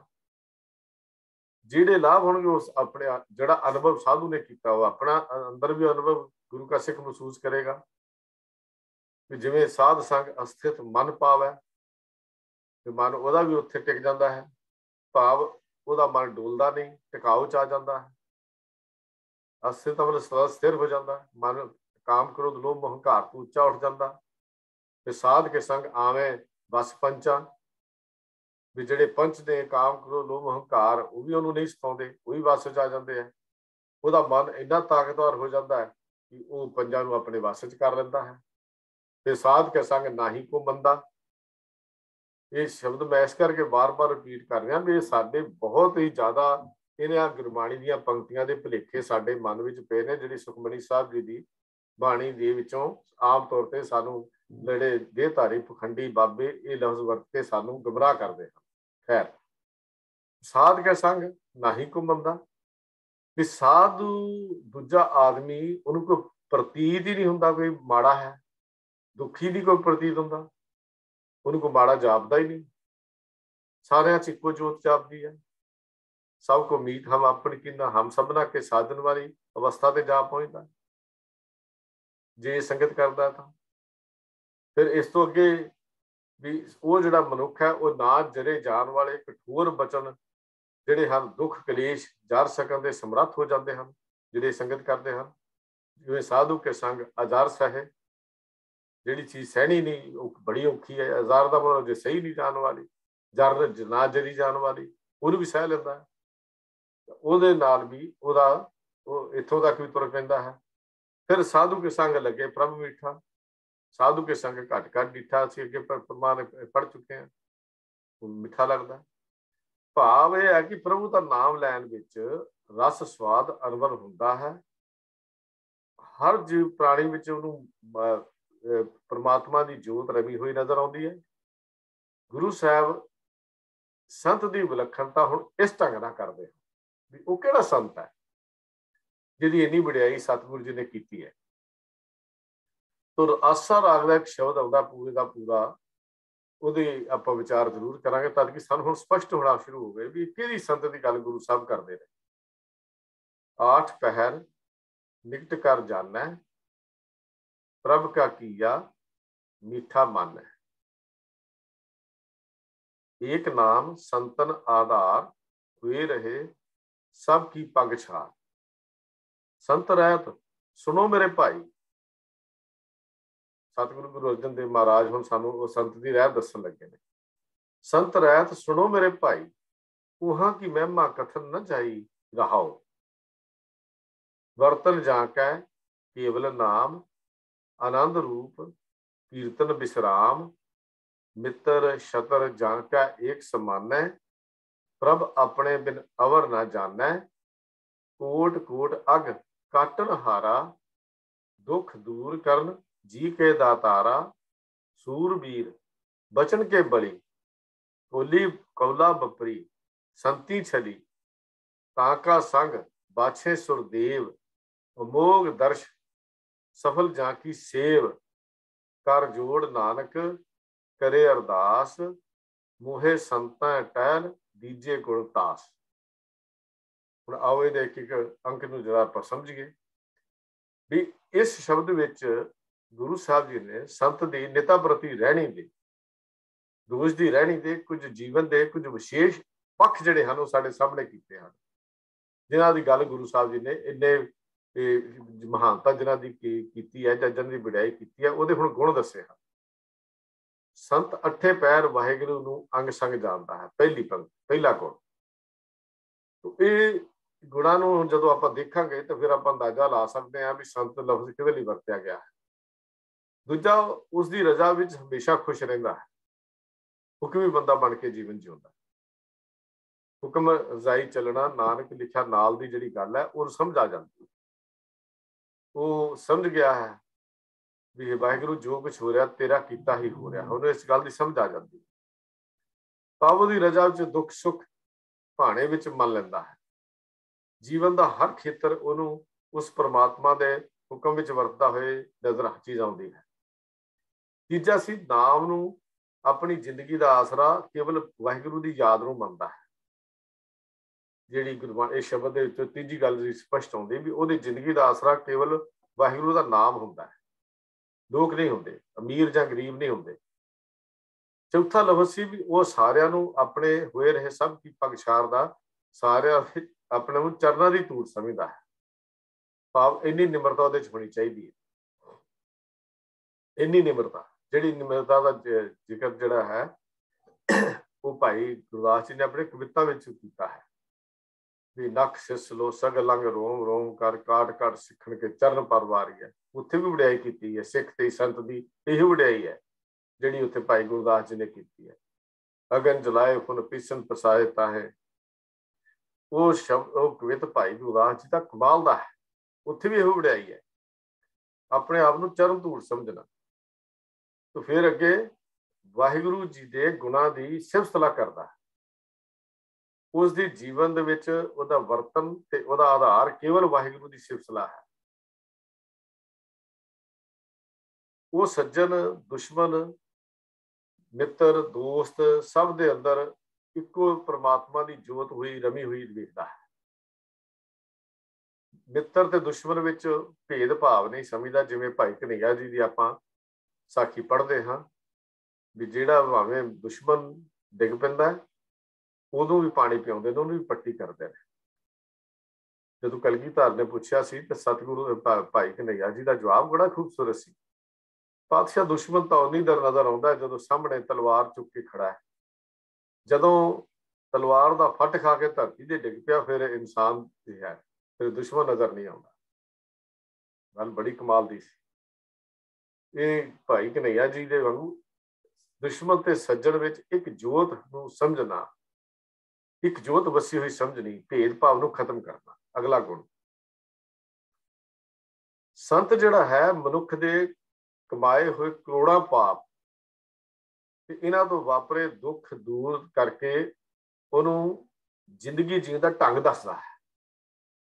जिहड़ी गल कीती गई इस शब्द दे विच, जिहड़ा एडा वड्डा शब्द आपां पढ़िया, ਉਹਦੇ 'ਚ अगली गल समझाई कि भी ਉਹਦੇ ਕਰੋੜਾਂ पाप ਤੇ ਉਹਨਾਂ ਪਾਪਾਂ ਦੇ ਕਰ ਵਾਪਰੇ ਹੋਏ ਦੁੱਖ ਦਰਦ ਤੋਂ ਉਹਨੂੰ ਹਟਾ ਕੇ ਉਹਨੂੰ ਜੀਵਨ ਦੀ ਇੱਕ ਜਾਚ ਸਿਖਾਉਂਦਾ ਹੈ।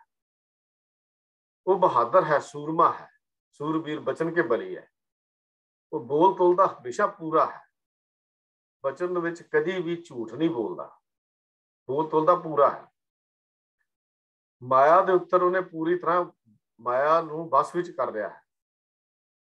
ਪਦਾਰਥਾਂ ਤੇ ਸੰਬੰਧੀਆਂ ਦੇ ਮੋਹ ਮਮਤਾ ਵਿੱਚ ਨਹੀਂ ਫਸਦਾ। रुपये पैसे ਜਾਂ ਸੰਬੰਧੀ ਜਾਂ ਪਦਾਰਥਾਂ ਜਾਂ ਜ਼ਮੀਨ ਜਾਇਦਾਦਾਂ ਇਹਨਾਂ ਦੇ ਮੋਹ ਵਿੱਚ ਨਹੀਂ ਫਸਦਾ। ਉਸ ਦਾ ਦਰਸ਼ਨ ਉਹਦੀ ਕੀਤੀ ਸੇਵਾ ਫਲਦਾਈ ਹੈ। ਹੁਣ ਜਿਹੜੀ ਸ਼ਬਦ ਸੰਤ ਦੀ ਜੋ ਤਸਵੀਰ ਜਾਂ ਜੋ ਗੁਣ ਗੁਰੂ ਅਰਜਨ ਦੇਵ ਮਹਾਰਾਜ ਨੇ ਖਿੱਚੀ ਹੈ ਜਾਂ ਤਸਵੀਰ ਖਿੱਚੀ ਹੈ, ਉਹ ਨਿਤਾ ਪ੍ਰਤੀ ਜਿਸ ਰਹਿਣੀ ਦੇ ਧਾਰਨੀ ਨੂੰ ਸੰਤ ਦੱਸਿਆ ਹੈ, ਉਹ ਕਿਸੇ ਵਿਸ਼ੇਸ਼ ਭੇਖ ਜਾਂ ਲਿਬਾਸ ਦਾ ਵਰਣਨ ਨਹੀਂ ਕੀਤਾ।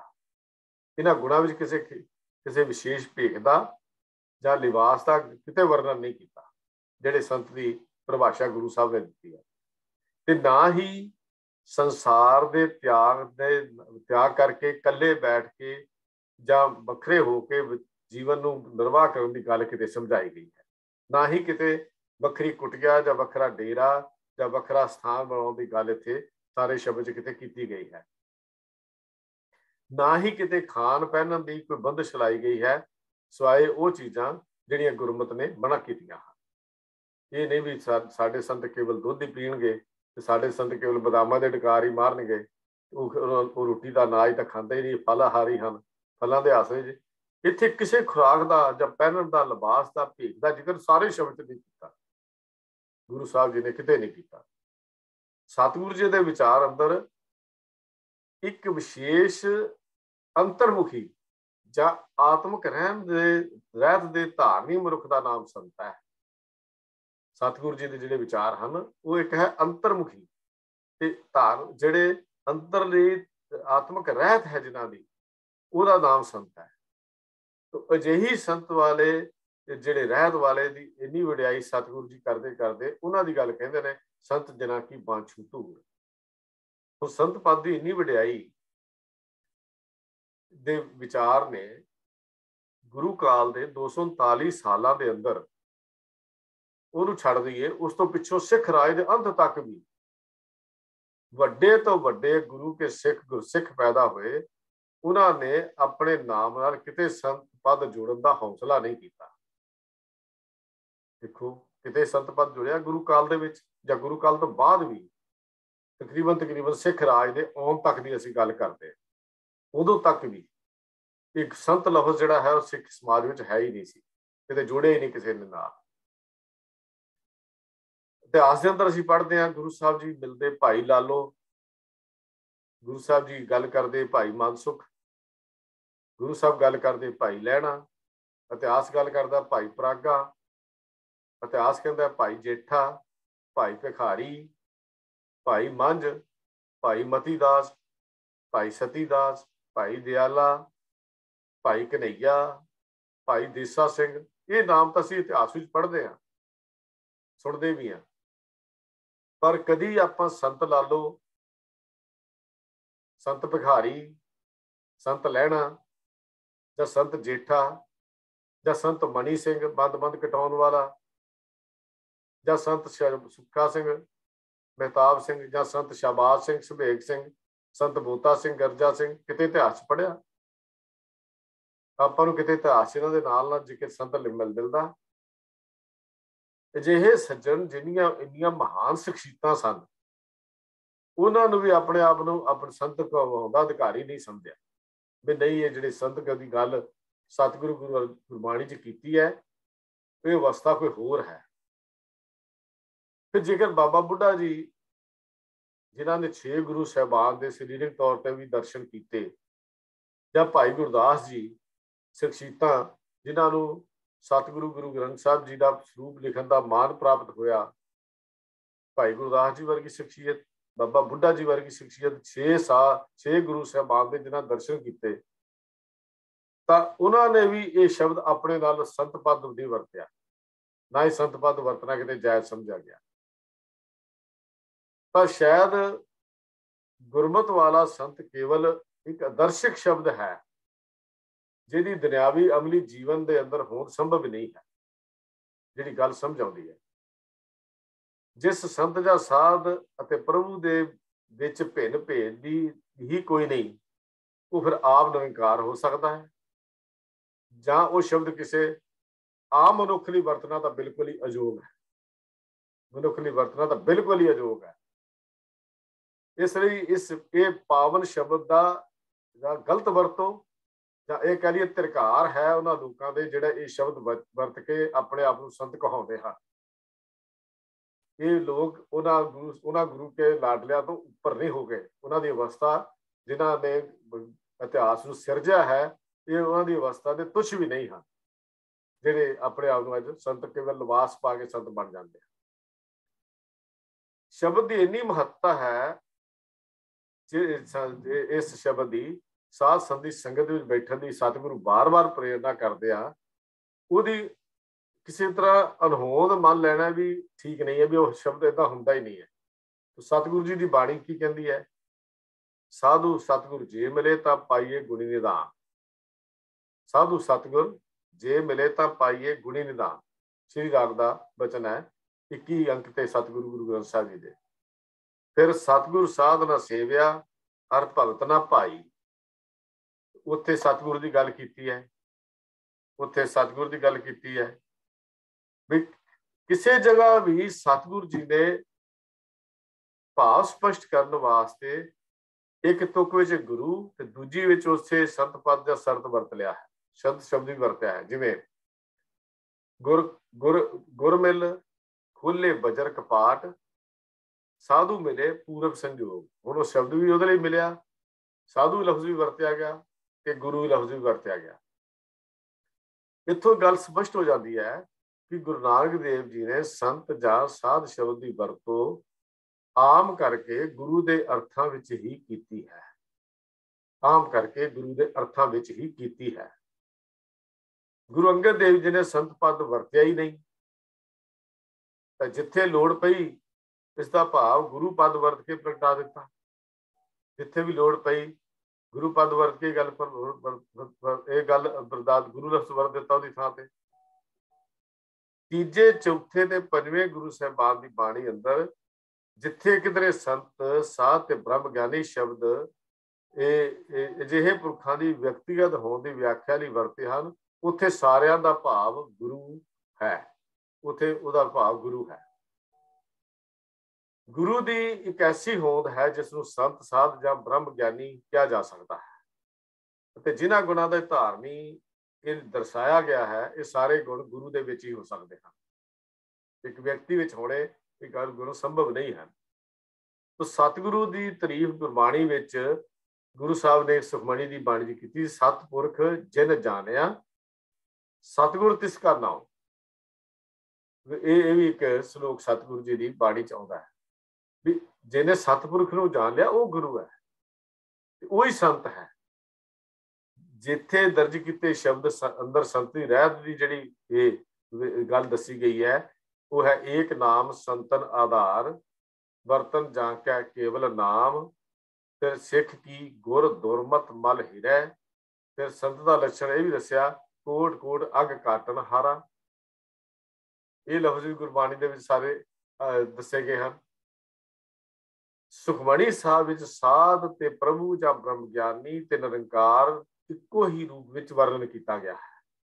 चार लफ्जां दी मैं गल कीती, साध, प्रभु, ब्रह्म ज्ञानी ते निरंकार, ये इक्को रूप विच कथया गया है।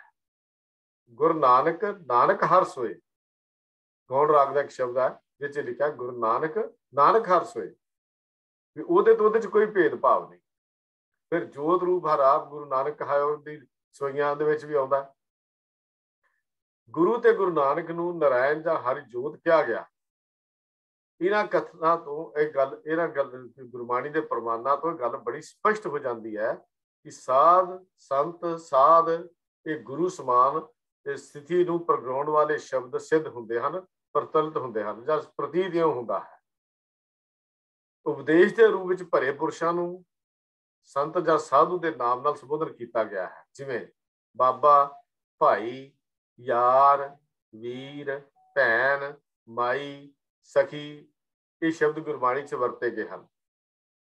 ਤੇ ਇਹਨਾਂ ਲਫ਼ਜ਼ਾਂ ਨੂੰ ਜਿਹੜੇ ਭਲੇ ਪੁਰਸ਼ ਜਾਂ ਚੰਗੇ ਸਤਿਕਾਰਤ ਪੁਰਸ਼ ਹਨ ਉਹਨਾਂ ਲਈ ਵੀ ਇਹ ਲਫ਼ਜ਼ ਵਰਤਿਆ ਗਿਆ ਹੈ। ਇਹਨਾਂ ਲਈ ਵੀ ਇਹ ਲਫ਼ਜ਼ ਵਰਤਿਆ ਗਿਆ ਹੈ।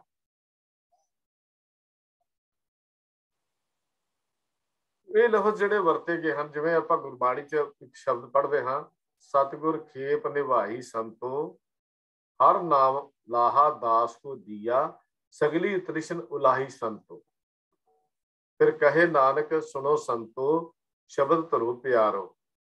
ये भी आप आनंद साहब की बाणी पढ़ते हैं, आवो संत प्यारिओ अकथ की करे कहानी। भले पुरुषों लई, गुरु के सवारियां लई ये लफ्ज जिहड़े हन ये वरते गए हैं। ये लफ्ज़ां का इस्तेमाल भी जिहड़ा है वो किया गया है। तो ये जां इत्थे दूजे एक होर गुरु तेग बहादुर साहब जी की बाणी च भी आउंदा है, साधो मन का मान त्यागो। उत्थे लफ्ज जिहड़ा काम क्रोध संगत दुर्जन की, तां ते एनस भागो की गल जिहड़ी है वो की गई है। तो इन्हां गल्लां तो स्पष्ट हो जाता है कि गुरु जिहड़ी गुरु ने जिहड़ी शब्दावली वरत की है, उत्थे संत साध की कोई विलखण होंद नूं वर्णन नहीं किया गया। विलखण रूप जिथे गुरु के गुण वाले जां गुरु वो केवल आप ही है। गुरमत विच संत जां साध पद दा सही लक्ष्य भी गुरु ते जां भले पुरुष जिहड़े जिन्हां नूं गुरु जी ने संबोधन किया अपने प्यारे गुरसिखां दे लई, आवो संत प्यारिओ अकथ की करें कहानी दी लफ्ज जिहड़े उत्थे वरते गए, जिहड़े रंगे हुए प्रभु दे प्यार विच रंगे हुए हन, उहदे लई लफ्ज वरत के उन्हां नूं सिर्फ भले जिवें बाबा, भाई जां होर लफ्ज वरते सन, इसे तरह लफ्ज वरत के उन्हां दे नाल संबोधन किया गया। पर असीं जिस तरह अनमति खास करके असीं कह लईए हिंदू मत के प्रभावां नूं अपनी जिंदगी च कबूल लिया, इस तरह असीं इस गुआढ़ी मत वाले ख्याल नूं संत नूं भी अपना लिया है। लोकां नूं संत, उन्हां लोकां नूं संत कहना शुरू करता जो किसी खास भेख दे धारनी जां घर बार छड्ड के तुरे फिरदे होण, जां थोड़ा बहुता किते प्रचार अभियान विच लगे होण, जां सिद्धियां धारनां जिहियां गा लैंदे होण, जां लैक्चर करना सिख लए होण, जां उन्हां ने ਇਹੋ ਜਿਹਾ कोई होर पखंड ਜਾਂ ਭੇਖ ਦਾ ਨਾਮ ਬਣਾ ਲਿਆ ਹੋਵੇ। तो गुरमत विच ਜਿਹੇ पुरुषों ਨੂੰ भी गुरसिख ਕਹਿ के ही याद किया गया। भाई गुरदास जी की एक 20वीं वार की पहली पौड़ी के अंदर ये गल दर्ज आती, जिथों गल समझ आ जाती है, सतगुर नानक दिओ आप उपाया, गुर अंगद गुरसिख बबाणे आया, गुरसिख है गुर अमर सतगुर पाया। देखो गुरु अंगद भी गुरसिख ते गुरु अमरदास भी गुरसिख। भाई गुरदास जी जी बाणी वार लिखते ने, सतगुरु नानक दिओ आप उपाया, गुर अंगद गुरसिख बबाणे आया, गुरसिख है गुरु अमर सतगुर पाया, रामदास गुरसिख गुरु सदवाया, सिख गुरु बन गया। गुरु अर्जन गुरसिख प्रगटी आया, गुरसिख हर गोबिंद ना लुके लुकाया। ਤੇ ਗੁਰਸਿੱਖ ਲਈ ਲਫ਼ਜ਼ ਜਿਹੜੇ ਗੁਰੂ ਲਈ ਵੀ ਗੁਰਸਿੱਖ ਲਫ਼ਜ਼ ਜਿਹੜੇ ਇਹ ਵਰਤੇ ਗਏ। ਸਾਰੀ ਗੱਲ ਤੋਂ ਆਪਾਂ ਇੱਕ ਰਿਜ਼ਲਟ ਕੱਢੀਏ ਵੀ ਸੰਤ ਪਦ ਜਾਂ ਸੰਤ ਸਾਧ ਜਾਂ ਬ੍ਰਹਮ ਗਿਆਨੀ ਇਹ ਸਾਰੇ ਲਫ਼ਜ਼ ਇੱਕ ਮਿਲਵੇਂ ਜੇ ਭਾਵ ਨੂੰ ਹੀ ਪ੍ਰਗਟਾਉਂਦੇ ਹਨ। ਪਹਿਲੀ ਗੱਲ। ਦੂਜੀ ਗੱਲ, ਸੰਤ ਕਹਾਉਣ ਦਾ ਹੱਕਦਾਰ ਕਿਉਂ ਹੈ? ਜੋ ਆਤਮ ਰਸ ਨਾਲ ਭਰਿਆ ਹੋਇਆ ਹੋਵੇ, ਜਿਸ ਦੇ ਅੰਦਰ ਵਾਹਿਗੁਰੂ ਦੀ ਜੋਤ ਜਗੀ ਹੋਣ ਕਰਕੇ ਸਾਰੇ ਭਰਮ ਭਉ ਤੇ ਗਿਆਨਤਾ ਦੂਰ ਹੋ ਗਈ ਹੋਵੇ। ਫਿਰ ਜਿਸ ਨੇ ਦੁੱਖ ਸੁੱਖ ਮਾਨ ਅਪਮਾਨ ਉਸਤਤ ਨਿੰਦਾ, ਜਿਹਨੂੰ ਆਪਣੇ ਕਾਇਦੇ ਤੋਂ ਆਪਣੇ ਕੀਤੇ ਤੋਂ ਡਲਾ ਨਾ ਸਕੇ, ਜਿਹਨੇ ਆਪਣਾ ਮਨ ਤਨ ਸਾਰੀਆਂ ਉਪਾਧੀਆਂ ਆਪਣੇ ਵਸ ਚ ਕਰ ਲਈਆਂ ਹੋਣ, ਜਿੰਨਾ ਕੁਛ ਵੀ ਆਪਾਂ ਹੋਇਆ। ਫਿਰ ਜੋ ਮਾਇਆ ਦੇ ਪ੍ਰਭਾਵਾਂ ਤੋਂ ਆਪ ਮੁਕਤ ਹੋਵੇ ਤੇ ਹੋਰਨਾਂ ਨੂੰ ਮੁਕਤ ਕਰਨ ਦੇ ਸਮਰੱਥ ਵੀ ਹੋਵੇ। ਫਿਰ ਜੋ ਨਿਮਰਤਾ ਦਾ ਪੁੰਜ ਅਤੇ ਵੈਰ ਭਾਵਨਾ ਤੋਂ ਰਹਿਤ ਹੋਵੇ, ਨਿਮਰਤਾ ਦਾ ਪੁੰਜ ਤੇ ਵੈਰ ਭਾਵਨਾ ਤੋਂ ਰਹਿਤ ਹੋਵੇ, ਜੋ ਸੇਵਾ ਤੇ ਪਰਉਪਕਾਰ ਦੀ ਕੁਰਬਾਨੀ ਦੇ ਲਈ ਹਮੇਸ਼ਾ ਤਿਆਰ ਰਹਿੰਦਾ ਹੋਵੇ। ਗੁਰਮਤਿ ਅਜਿਹੀ ਗੁਣ, ਇਹ ਅਜਿਹੇ ਗੁਣਾਂ ਨਾਲ ਭਰੇ ਹੋਏ ਕੇਵਲ ਤਾਂ ਕੇਵਲ ਗੁਰੂ ਨੂੰ ਹੀ ਮੰਨਦੇ ਹਨ। ਜਿਹੜੇ ਗੁਣ ਕੇਵਲ ਗੁਰੂ ਵਿੱਚ ਹੀ ਹੋ ਸਕਦੇ ਹਨ। ਇੱਕ ਵਿਅਕਤੀ ਵਿੱਚ ਇਹ ਸਾਰੇ ਗੁਣ ਹੋਣੇ ਸੰਭਵ ਨਹੀਂ ਹਨ। ਜੋ ਜਿਹੜੇ ਰਸਤੇ ਤੁਰੇ ਹਨ ਉਹ ਸਿੱਖ ਹਨ, ਸਿਆਣੇ ਹਨ, ਸਤਿਕਾਰਯੋਗ ਹਨ, ਸਾਡੇ ਭਾਈ ਹਨ। ਸਿੱਖਣਾ ਤੇ ਸਿੱਖਿਆ ਨੂੰ ਧਾਰ ਲੈਣਾ ਉਹਨਾਂ ਦਾ ਕਰਮ ਹੈ, ਉਹ ਤੁਰੇ ਹੋਏ ਹਨ। ਤੋ ਸਾਨੂੰ ਇਹ ਗੱਲ ਸਪਸ਼ਟ ਹੁੰਦੀ ਹੈ ਕਿ ਗੁਰਬਾਣੀ ਦੇ ਵਿੱਚ ਸਾਧ ਪਦ ਬ੍ਰਹਮ ਗਿਆਨੀ ਸ਼ਬਦ ਸਾਨੂੰ ਸਤਿਗੁਰੂ ਦਾ ਸੰਕੇਤ ਹੀ ਦਿੰਦੇ ਹਨ। ਅਜਿਹੇ ਸ਼ਬਦਾਂ ਦੀ ਆਮ ਵਰਤੋਂ ਤੋਂ ਟਪਲਾ ਖਾ ਕੇ ਅਸੀਂ ਵੱਖ-ਵੱਖ ਭੇਖਾਂ ਵਾਲੇ, ਘਰ-ਬਾਰ ਤਿਆਗੀਆਂ ਵਾਲੇ, ਡੇਰਿਆਂ ਵਾਲੇ ਸੰਤਾਂ ਦੀ ਭਾਲ ਅੰਦਰ ਆਪਣੀ ਜ਼ਿੰਦਗੀ ਨੂੰ ਬਰਬਾਦ ਕਰ ਰਹੇ ਹਾਂ। ਸਾਨੂੰ ਇਹਨਾਂ ਦੇ ਮਗਰ ਤੁਰਨ ਦੀ ਬਿਲਕੁਲ ਲੋੜ ਨਹੀਂ। ਗੁਰਮਤਿ ਵਾਲੇ ਸੰਤਾਂ ਦੀ ਵਿਲੱਖਣਤਾ ਜਾਂ ਉਹ ਗੁਰਮਤਿ ਦੇ ਜਿਹੜੇ ਗੁਰਬਾਣੀ ਵਿੱਚ ਆਏ ਹੋਏ ਸ਼ਬਦ ਸੰਤ ਦੇ ਗੁਣ ਹਨ, ਉਹ ਕੇਵਲ ਗੁਰੂ ਨਾਨਕ ਜੋਤ ਅੰਦਰ ਹਨ, ਜੋ ਸ਼ਬਦ ਰੂਪ ਵਿੱਚ ਸਾਡੇ ਕੋਲ ਅੱਜ ਹਾਜ਼ਰ ਨਾਜ਼ਰ ਹੈ, ਜਿਹਦਾ ਫਰਮਾਨ ਭਾਈ ਨੰਦ ਲਾਲ ਸਿੰਘ ਜੀ ਕਰਕੇ ਇਉਂ ਦੱਸਦੇ ਹਨ। ਜੋ ਸਿੱਖ ਗੁਰ ਦਰਸ਼ਨ ਕੀ ਚਾਹੇ, ਦਰਸ਼ਨ ਕਰੇ ਗ੍ਰੰਥ ਜੀ ਆਏ, ਸ਼ਬਦ ਸੁਣੇ ਗੁਰੂ ਹਿਤ ਚਿਤ ਲਾਏ, ਗਿਆਨ ਸ਼ਬਦ ਗੁਰ ਸੁਣੇ ਸੁਨਾਏ, ਜੋ ਮੁਝ ਬਚਨ ਸੁਣਨ ਕੀ ਚਾਹੇ, ਗ੍ਰੰਥ ਜੀ ਪੜ੍ਹੇ ਸੁਣੇ ਚਿਤ ਲਾਏ, ਮੇਰਾ ਰੂਪ ਗ੍ਰੰਥ ਜੀ ਜਾਨ, ਇਨ ਮੈਂ ਭੇਦ ਨਹੀਂ ਕਛਮਾਨ। तो स्पष्ट हो गया कि ਜਿਹੜੇ ਗੁਣ ਸਤਿਗੁਰ ਦੇ ਜਾਂ ਸੰਤ ਦੇ ਹਨ, ਉਹ ਅੱਜ ਗੁਣ ਸ੍ਰੀ ਗੁਰੂ ਗ੍ਰੰਥ ਸਾਹਿਬ ਜੀ ਦੀ ਜਿਹਨਾਂ ਅੰਦਰ ਜਾਗਤ ਜੋਤ ਹੈ, ਉਹ ਸਾਰੇ ਗੁਣ ਗੁਰੂ ਗ੍ਰੰਥ ਸਾਹਿਬ ਦੀ ਬਾਣੀ ਅੰਦਰੋਂ ਮਿਲਦੇ ਹਨ। ਲੋੜ ਹੈ ਬਾਹਰੀ ਭੇਖ ਤੇ ਪਖੰਡ ਦੇ ਮਗਰ ਲੱਗਣ ਤੋਂ ਬਚ ਕੇ ਅਸੀਂ ਸ੍ਰੀ ਗੁਰੂ ਗ੍ਰੰਥ ਸਾਹਿਬ ਜੀ ਦੀ ਪਾਵਨ ਪਵਿੱਤਰ ਬਾਣੀ ਨੂੰ ਆਪਣੀ ਜ਼ਿੰਦਗੀ ਦਾ ਆਧਾਰ ਬਣਾਈਏ ਤੇ ਸੰਤ ਦੀ ਜਿਹੜੀ ਵਡਿਆਈ ਹੈ ਉਹ ਸ੍ਰੀ ਗੁਰੂ ਗ੍ਰੰਥ ਸਾਹਿਬ ਦੇ ਵਿੱਚੋਂ ਲੈ ਕੇ ਆਪਣਾ ਲੋਕ ਪਰਲੋਕ ਸਹੇਲਾ ਕਰੀਏ ਜੀ। ਇੰਨੇ ਬਚਨ ਪ੍ਰਵਾਨ ਕਰਨੇ। ਹੋਈਆਂ ਭੁੱਲਾਂ ਦੀ ਆਪ ਪਾਸੋਂ ਖਿਮਾ ਚਾਹੁੰਦਾ ਹਾਂ। ਪਿਆਰ ਸਤਿ ਸਾਂਝ ਕਰੋ। ਵਾਹਿਗੁਰੂ ਜੀ ਕਾ ਖਾਲਸਾ, ਵਾਹਿਗੁਰੂ ਜੀ ਕਾ ਖਾਲਸਾ, ਵਾਹਿਗੁਰੂ ਜੀ ਕੀ ਫਤਿਹ।